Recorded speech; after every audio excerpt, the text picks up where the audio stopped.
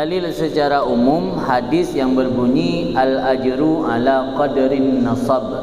Nasab dengan sin, dengan sad kan dengan sin. Al-ajru ala qadrin nasab. Pahala atau ganjaran itu menurut kadar nasab. Nasab yang kepayahan atau kesulitan atau keruwetan lah bahasa tanya tu. Dumna ruwet, ruwet orang jual barihi. Ruwet. Dumna ruwet, dumna sulit, dumna payah, dumna letih. Watai ada pubut sabah amal ibadat. Makin letih, makin payah, makin sulit, makin ruwet, makin le pahala. Maksudnya amal ibadat yang dia lakukan mudah-mudah mentang, yang pahala haji pun kurang. Yang telah sabah daripada fadlillah kan, karunia Allah. Allah gepu beda nilai pahala tergantung kepayahan dalam beramal.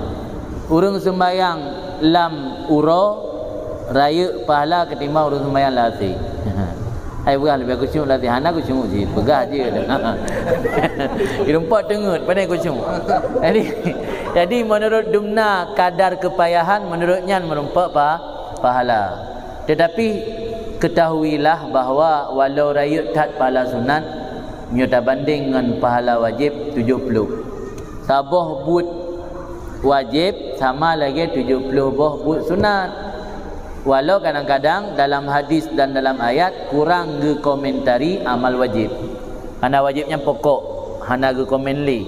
Yang ge komen biasa yang amaliyah yang ge idin tinggai.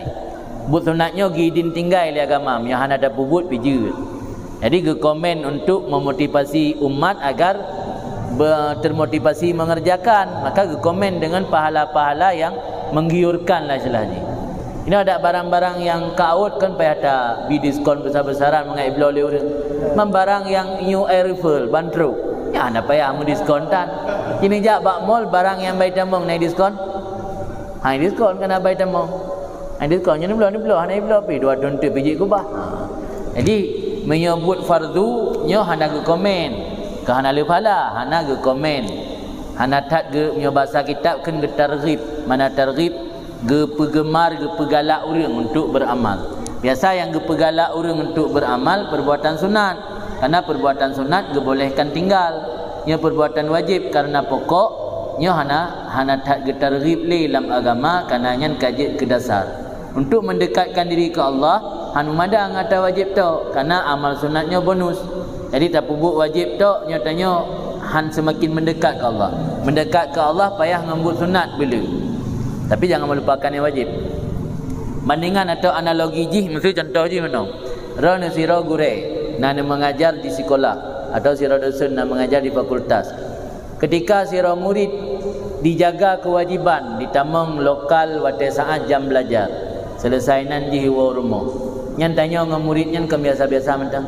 Tapi ketika ada satu hal yang tidak wajib dikerjakan oleh murid dikerjakan. Itu contoh je di baija, email hadiah mesti gampang dengan panen buah drin, imai musangking dua buah ketanya dosen ni.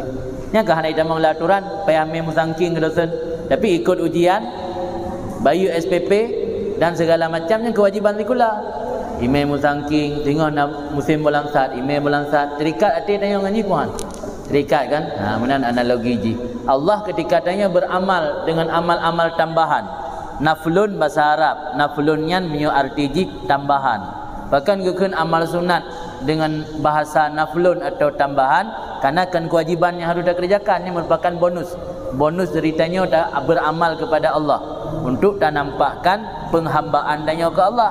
Jadi Allah semakin gedekatkan hamba tersebut kepada Allah ketika hamba tersebut memperbanyak amal-amal sunat. Jadi baik dengan amal wajib tu, sebab wajibnya juga pokok. Jadi pertanyaan mana pakan janji pahala berat-berat hadle untuk targhib, untuk gepegalak dan gepegemar. Ya, untuk gepegalak tanya dalam beramal.